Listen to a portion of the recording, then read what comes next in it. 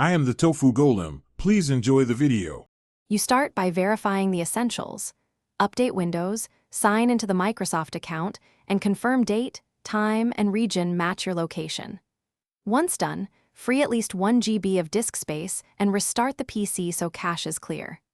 Next, open Settings and run the internet connections and storage troubleshooters to catch common issues automatically. Doing these steps first removes simple causes, so you don't waste time on deeper fixes when the problem is just a missing update or account mismatch.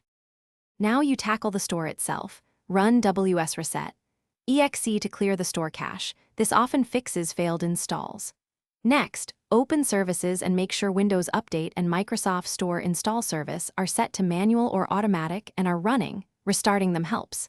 If that fails, re-register the store by running the PowerShell command as administrator. This restores app package registrations.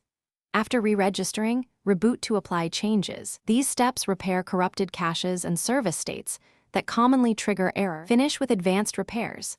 Uninstall the specific app, then reinstall from the store to replace broken package files.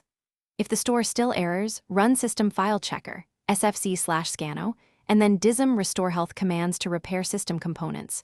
Reboot after each command. Once healthy, try the store again. If none of this works, create a fresh Windows user to isolate profile corruption, or choose Reset Windows while keeping your files as a last resort. Troubleshooting tip. If reinstall fails, check Event Viewer for the exact package or dependency error to target the fix.